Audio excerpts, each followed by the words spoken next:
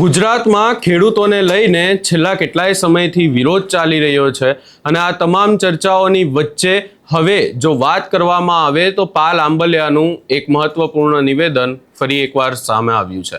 શું છે સમગ્ર મામલો એની વિગતે ચર્ચા કરીશું। નમસ્કાર, હું છું ઉજ્જવલ અને આપ જોઈ રહ્યા છો નિર્ભય ન્યૂઝ। ગુજરાતમાં ખેડૂતોના મુદ્દાને લઈને કોંગ્રેસ હોય, ખેડૂત આગેવાનો હોય, આ તમામ લોકો દ્વારા વિરોધ કરવામાં આવી રહ્યો છે અને હવે આ તમામ ચર્ચાઓની વચ્ચે પાલ આંબલિયાનું એક મહત્વપૂર્ણ નિવેદન સામે આવ્યું છે। સૌપ્રથમ આ સમગ્ર બાબતે પાલ આંબલિયા દ્વારા શું કહેવામાં આવ્યું એ સાંભળી લઈએ। ઉપર ભેગા ફેરવતા જાય હાલતા હાલતા નારણભાઈ અને પાછળ બેઠેલી અમારી માવડિયું જે સળંગ અમારી હારે હાલે છે, આ દીકરીઓ જે ઝૂમતી નાચતી ગાજતી છે, બ્રજવાણીથી સળંગ સાથે ચાલે છે અને આપ સૌ ગામના રોડ ઉપર આપ જે રીતે નાની નાની દીકરીઓએ અમારું સ્વાગત કર્યું, સન્માન કર્યું અને વાજતે ગાજતે તમે અહીંયા સુધી લઈ આવ્યા, એ માટે હું સૌ પહેલા તો ગામનો ખૂબ ખૂબ આભાર માનું છું।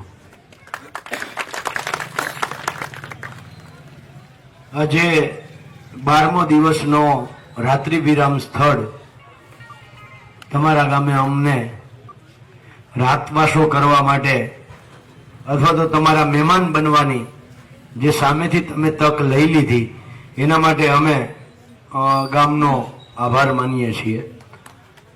મિત્રો, શક્તિભાઈએ કહ્યું કે વીજળીનો બાબતે પાલભાઈને એ સમજાવશે।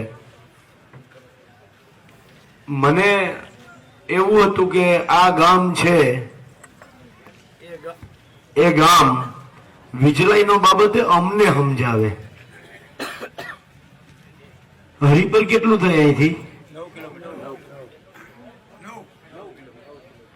હરિપરમાં લગભગ 150 વીઘા 70 વીઘા કેટલા વીઘામાં બન્યું છે? 135 વીઘામાં એક સબસ્ટેશન બન્યું છે। હા, એટલે એ ત્યાં જગ્યા લઈ લીધી છે, એનું 52 રિંગનું કામ ચાલુ કર્યું હશે, સબસ્ટેશન બનાવવાનું ચાલુ કર્યું હશે અને એ લગભગ હું ભૂલતો ના હું તો અદાણી કંપનીનું છે। તો અદાણીને એવું કંઈક થયું હોય છે કે 135 વીઘા જમીન લઈને ત્યાં ગણપતિ બાપાનું હારામાં હારું મંદિર બનાવવું, એના માટે લીધું છે। હે, આ જગ્યા એના માટે લીધી છે ને? શેના માટે લીધી છે? ધરમસિંહભાઈ, તમે વ્રજવાણી થી આવો છો, મને ખબર છે, પાછું મોવાણા તમારા બાજુમાં, આમ જેમ 9 કિલોમીટર છે ને એમ તમારા ગામથી 9 કિલોમીટર સામે મોવાણામાં આનાથી મોટું આ 135 વીઘામાં છે, ઓલું 135 હેક્ટરમાં છે। એટલે એ તમને ખબર છે, એટલે તો આ ગામને પૂછવા માંગુ છું કે કેવા હાટું લીધું છે ગામમાંથી, તો કયો કોઈ ખબર છે કે નહીં? ઠીક, તમારું આજ ગામ લાગે।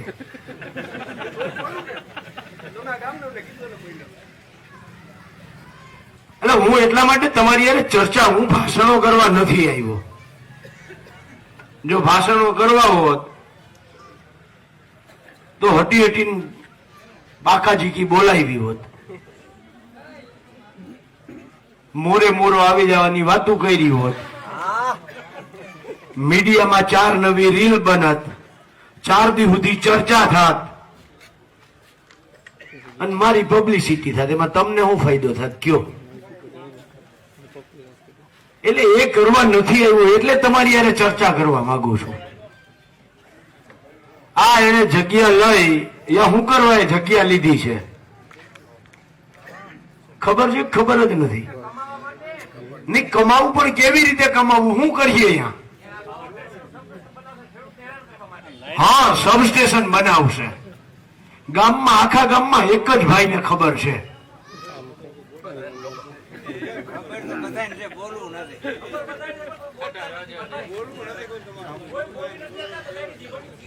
હું ભાજપ વાળો નથી. ના ના, ભાજપ વાળા સામે તમે બોલો તો તમારી સામે પોલીસ કેસ થાય, સીબીઆઈ આવે, સીઆઈડી આવે, એની સામે બોલો તો થાય. અહીંયા તો બોલો, હું પૂછું છું તમને. ખબર છે ને આપણે અહીંયા શું થાય છે? ઈ મોઢું હલાવો તમને ખબર પડે કેટલા ડોકા હાલે છે. અહીંયા સબસ્ટેશન બનવાનું છે, એનાથી આગળ ખંભાળિયાની બાજુમાં સબસ્ટેશન તૈયાર થઈ ગયું છે. ભટગામ, માંઝા અને કોલવાની વચ્ચે આ સબસ્ટેશન અહીંયાથી આગળ આમ ખંભાળિયા, માંઝા, કોલવા, ભટગામ, અહીંયાથી હરિપરથી સાપકડા, જે કોંઢવાળો પ્રશ્ન હડ્યો ને, અહીંયાથી જેમ 9 કિલોમીટર હરિપર થાય છે, એવી જ રીતે સાપકડાથી 9 કિલોમીટર કોંઢ થાય છે.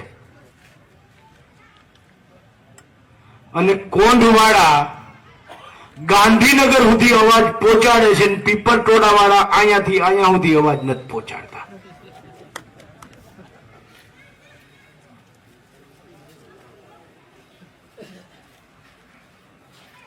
ભલે કોઈનામાં ભાજપનો પ્રેમ હોય તો માફ કરજો,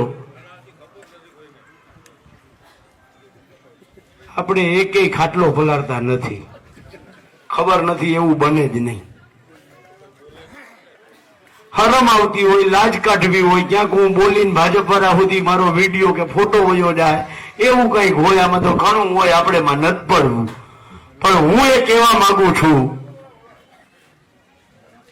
કે આ લાઈનો નીકળશે, નીકળશે, નીકળશે, નીકળશે ને નીકળશે. તમારા ગામમાંથી ઓછામાં ઓછા આવતા 5 કે 7 વર્ષમાં 30 થી 35 લાઈનો નીકળશે, એમાં કોઈ શંકા નથી.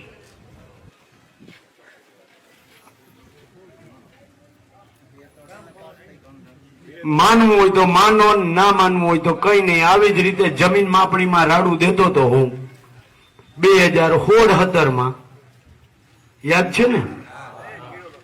કોઈ મારી વાત માનવા તૈયાર નહોતું. આજે માનો છું ને?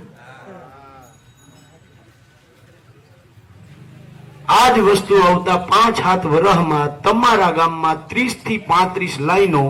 તમારા ગામમાં છોકરા ગામમાં તો પતંગ ઉડાડવાનું ભૂલી જાવ, ખેતરમાં ઉડાડી નહીં શકે.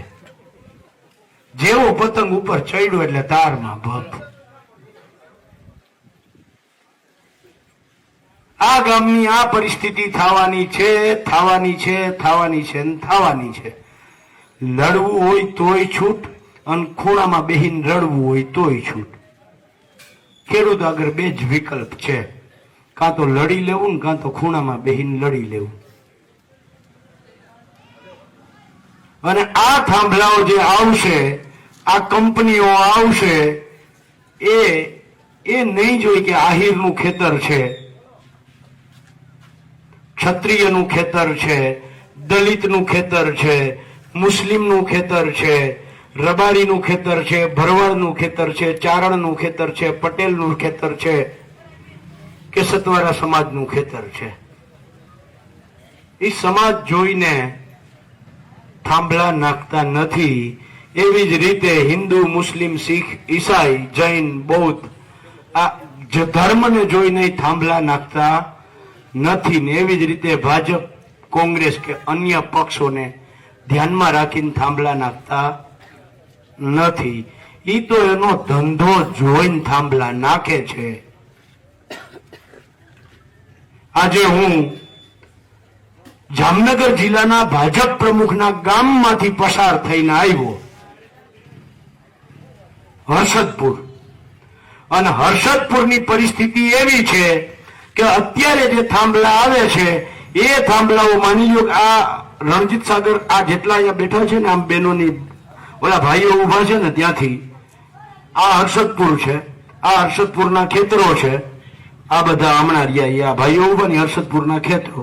અને આ તમે બધા બેઠા ને, આ બધો જે ભાગ છે એ રણજીત સાગરમાં જે તે સમયે ડૂબમાં ગયેલો, એટલે કે જે ખેડૂતના ખાત બહાર નીકળી ગયા છે, એ કપાતમાં ગયેલી જમીનનો ભાગ છે. હવે એ ઓલી બસ પડી ત્યાંથી થાંભલાની લાઈન અહીંયા લઈ આવવાની હોય કે આમ ફેરવીને ખેડૂતના ખેતરમાંથી નાખવાની હોય? સીધી જ નાખવાની હોય.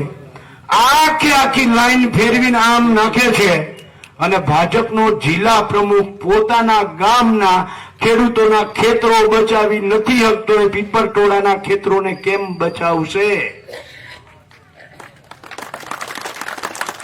જેની સરકાર છે, એ જે જિલ્લાનો પ્રમુખ છે, એ જિલ્લાનો પ્રમુખ પોતાના ગામમાં કાયદેસર બી લાઈન મેપ 1885 ના ટેલિગ્રાફ એક્ટની કલમ 16(1) મુજબ 2003 ઇલેક્ટ્રિસિટી એક્ટની કલમ 64 મુજબ જે અલગ અલગ 3 રૂટ એને અલ્ટરનેટ તૈયાર કરવાના હોય, એ 3 રૂટ પૈકી 3 રૂટ નિયમો અનુસાર સીધા આવે છે. પણ એમાં વચ્ચે કોઈક ભાજપના લાઈન કાઢે તો ભાજપના બીજા કોઈ મોટા નેતાનું ખેતર આવે છે, એટલે ઓછામાં ઓછા 18 થી 20 ખેડૂતોના ખેતરમાં થાંભલા આમ ફેરવીને નાખે છે અને બીજા વચ્ચે 38 થી 40 ખેડૂતોને તાર એ આવશે. એ ભોગ બની છે. એક ભાજપના મોટા નેતાને બચાવવા માટે આખી લાઈન ડાયવર્ટ કરવામાં આવી છે અને એને આપણે હમણાં 3 મહિના પહેલા ગુલાલ ઉડાડીને લાલ કરી દીધા. અને જેને આપણે નગરપાલિકા, તાલુકા પંચાયત, જિલ્લા પંચાયત, મહાનગરપાલિકામાં 3 મહિના પહેલા ગુલાલ લાલ કર્યા હતા, ઈ જ મારા બેટા આપણે પોલીસ દ્વારા લાકડીઓ મારીને આપણા કપડા લાલ કરે છે. તમારે જ્ઞાતિમાં ખેંચાવવું હોય તો તમને મુબારક, તમારે ધર્મમાં સાંભળ્યા ને. હવે વાત સીધી જ છે કે ખેડૂતોના મુદ્દાઓને લઈને મજબૂત લડાઈ આપવામાં આવશે. જોવાનું રહેશે કે હવે આ સમગ્ર બાબતે આગામી સમયમાં શું થાય છે. આ તમારો શું અભિપ્રાય છે અમને કમેન્ટ કરી જરૂર જણાવશો ને અમારી ચેનલ નિર્ભય ન્યૂઝને લાઇક, શેર, સબસ્ક્રાઇબ કરવાનું ભૂલશો નહીં.